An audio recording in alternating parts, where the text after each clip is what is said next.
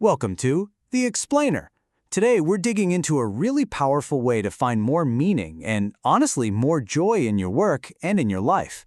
We're going to give you the blueprint to become the architect of your own fulfillment. So, let's just start with a question that gets right to the heart of it.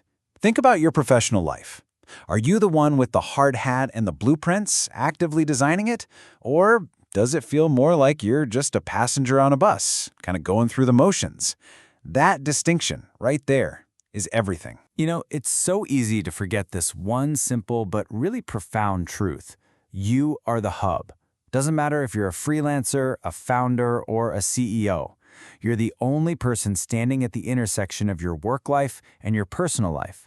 And the whole point here is to build that connection with purpose, not just get stuck in a rut. So, to make that happen, we're going to walk through this amazing framework from the business Bonehor method.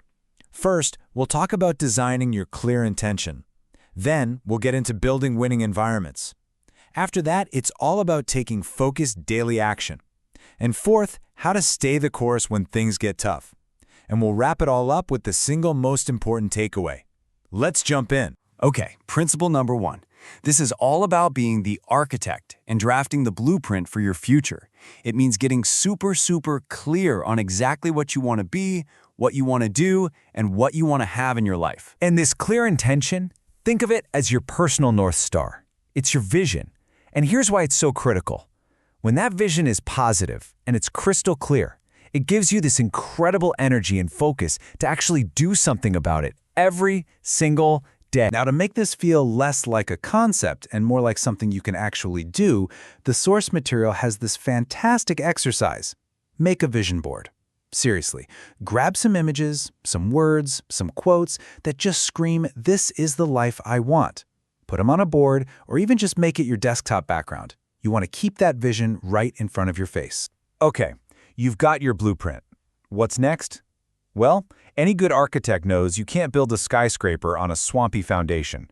So that brings us to our second principle. You have to intentionally build environments that are going to support your vision, not work against it. And it turns out there are really 3 crucial environments that you have to get right. So these 3 things, the places you work, the people you're around, and your own mindset, they're not in separate boxes. They're all connected in this powerful feedback loop. Think about it. A great workspace helps you maintain a positive mindset. A positive mindset helps you connect with supportive people. The real magic here is that if you improve just one of these, it can start a domino effect that lifts up the other 2. But here's the thing. A brilliant blueprint and a rock-solid foundation are totally useless if you don't actually pick up a hammer and start building.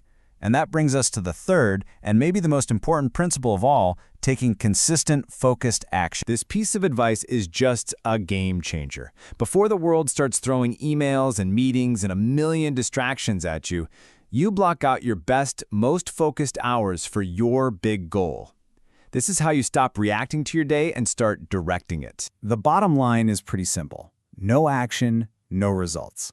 But, and this is a really big but, your system for getting things done can't be some generic one-size-fits-all thing. It has to be personal to you, and it has to be able to change and evolve as you do. All right, the walls are going up, you're making progress, but any good architect will tell you you have to do regular inspections to make sure the building is still sound and true to the original plans. This is principle 4, creating a positive habit of checking in so you stay on course. And the specific tool for this is something called weekly introspection. It's just a scheduled moment, once a week, to hit pause, step back, and just check in with yourself. And this isn't about being harsh or critical. It's just about awareness, so you can make those little tweaks to stay on the right path. And you know what's so great about this? It's so simple, it's almost genius. Just asking these 2 little questions every week cuts through all the noise. What lit me up this week, and what totally drained me?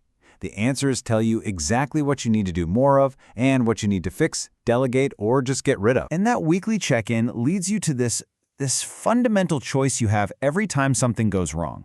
On one hand, you can blame external stuff, the market, your boss, bad luck, which basically just gives all your power away. Or you can choose to take personal responsibility. And notice, that's not about taking the blame. It's about taking ownership of the response.